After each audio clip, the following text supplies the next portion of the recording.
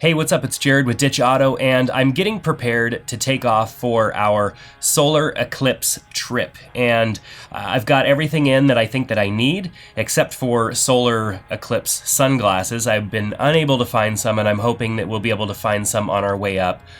Being that this is a last-minute trip, it's been very challenging to find some of those. Even welding glasses or anything, I've been unable to find them. But I have found out this, so before I get into my gear and start talking about it, in case you are still looking for something to watch the eclipse Monday, which you need eye protection if you're going to stare up into the sun, regardless of where you're at, even if you are in the path of totality like we will be, or if you are in partial path, you need eye protection. Now, there are, some cheap kind of paper glasses with film that you can maybe find. 7-Elevens had them for a while, but every 7-Eleven I've called, they're sold out. Welding stores, welding supply stores, some of them have glasses or, sheets of like a lens for a welding helmet. And as long as it is shade 14 or above, which there's a shade number, the lower the number, the less amount of shade that the glasses have. And so they typically have a variety of shade levels, and you need a shade 14. I've read in some places a shade 12 will do, but a shade 14 or higher, if you could find them, to watch the eclipse through welding glasses. So in case you can't find like some solar eclipse glasses that were made to watch the solar eclipse, you may be able to find something welding related that is a shade 14, which that would suffice. So anyways, in my prep to get ready to go and do this shoot, I ordered a few things that I don't have that I definitely am going to need to protect my camera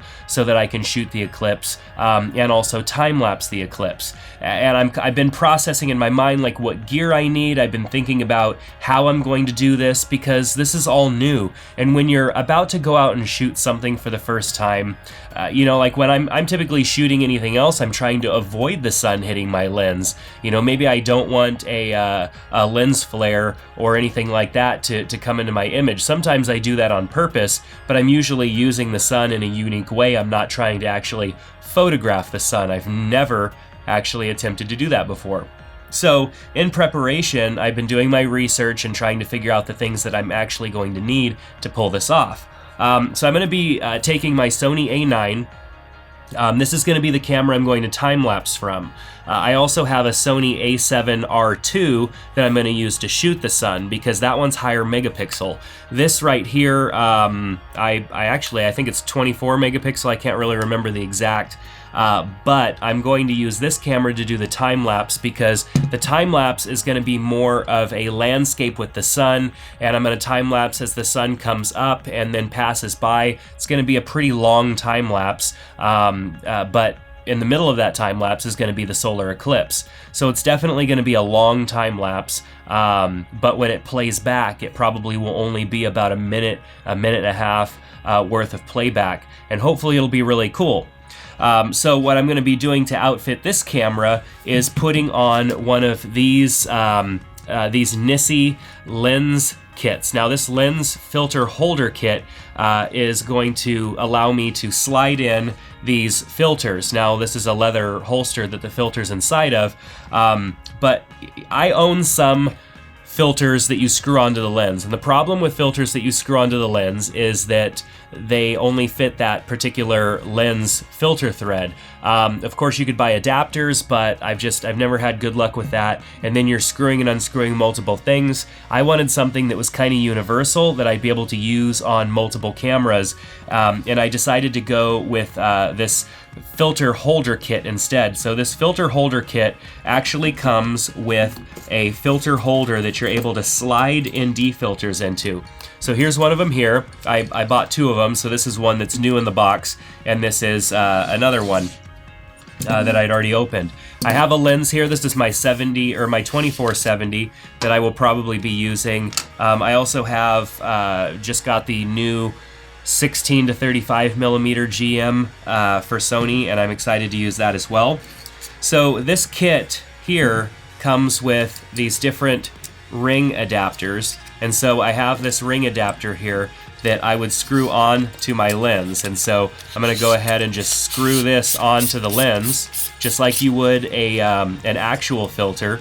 And then this is going to snap right onto the lens. And it rotates. I could rotate it around if I want. And as you can see here, the filters are going to slide in, and this will hold 3 filters. So what's great about that is that, you know, when you're shooting the Eclipse, it takes a very, very strong filter. The solar Eclipse filters that you can buy are expensive, and they're so dark that there'd be no reason to use them. How often are we shooting the sun? We're not really shooting the sun that often, so buying one of those was just really didn't make sense to me. So what I did was I bought enough ND, enough neutral density filter to basically compensate for the amount of darkness that solar filter would provide. Now, from what I've been researching online, about 15 stops of ND is what's recommended for being the equivalent of a solar Eclipse filter.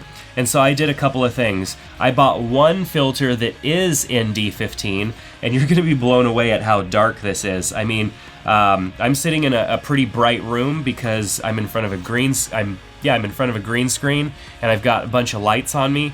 And this is the ND filter right here. And if I look through this filter, I can't see anything. I can't see the camera in front of me.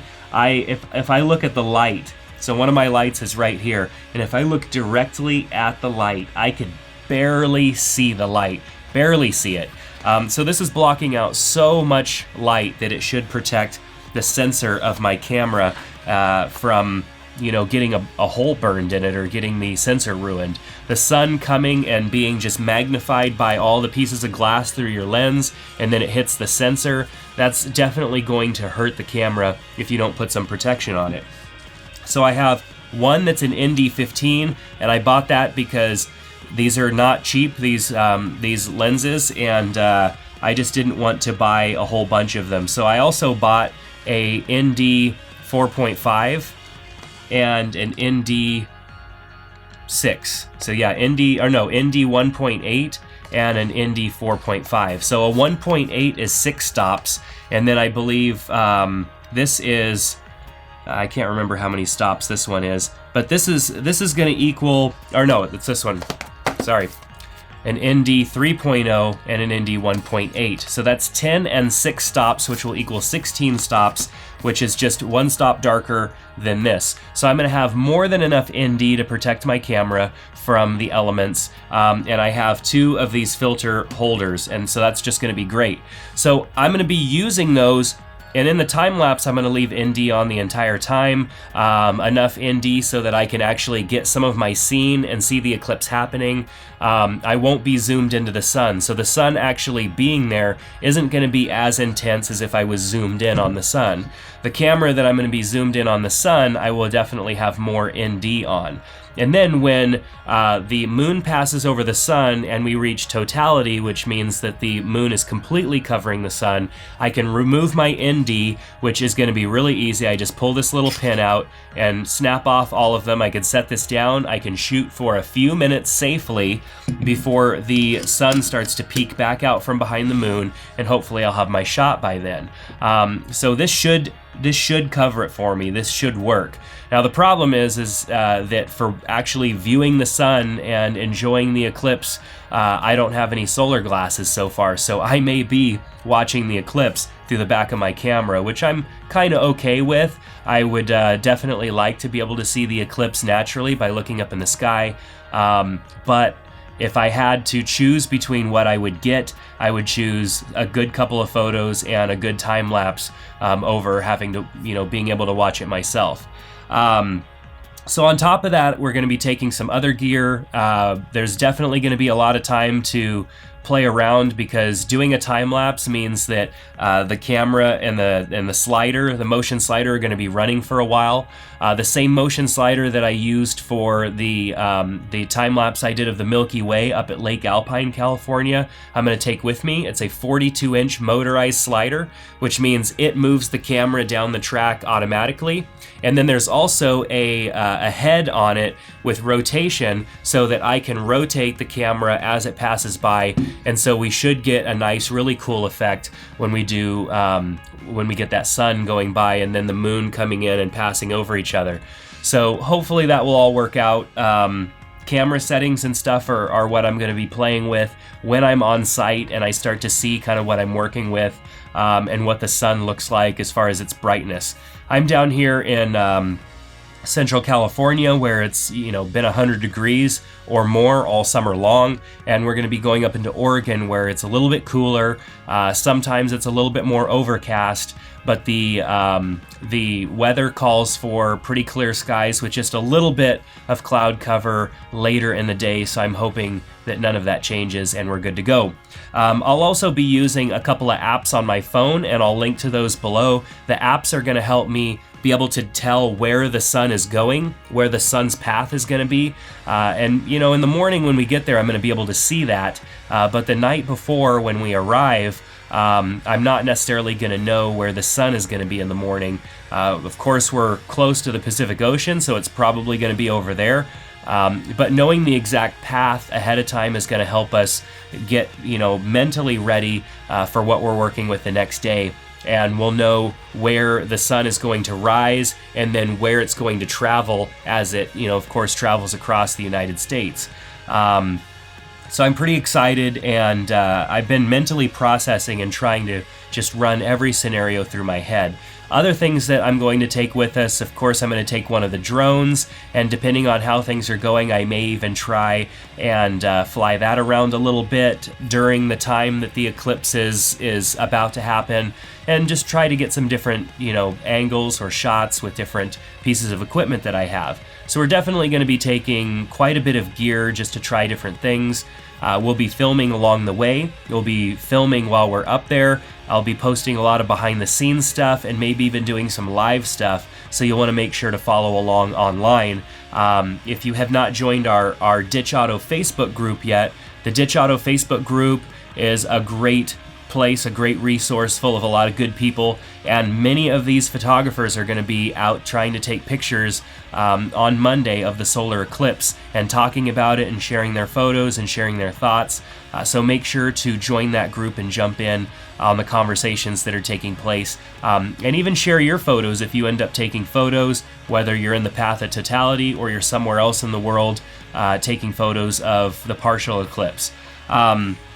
So I'm doing these videos because, when you go out and you shoot stuff, you have to really think about what you're doing, especially if you're a manual photographer, shooting in manual mode, introducing things that you don't normally play with on a daily basis, like ND filters and different stuff like that. And then for me, I'm going to be trying to photograph the eclipse while at the same time running a time lapse and doing a few other things too. It's going to be a lot to do, and so mentally thinking through the process and planning is key to making sure that you have the best possible chance of getting the shots that you're wanting to get.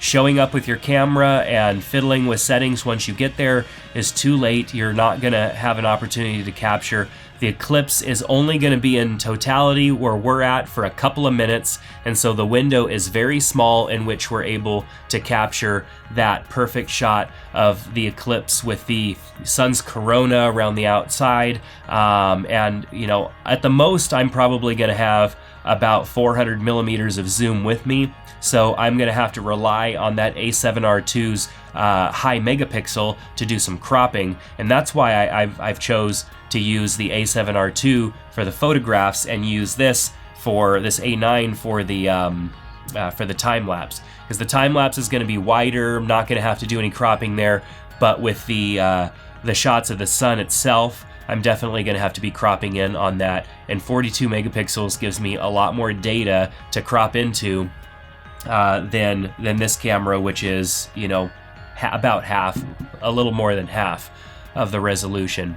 So I'm pretty excited, and it seems like a lot of other people are too. Our trip is going to take off. We're going to head up there Sunday night. Actually, we're going to head up there Saturday night and be there all day Sunday, scouting out locations, trying to find the perfect spot to shoot from so that we'll be ready to go Monday morning.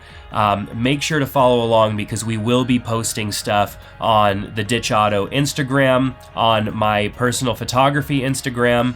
We'll be posting some stuff in the Facebook group, of course, and there may even be some instances where we might make a video or two and put those up here on the YouTube channel.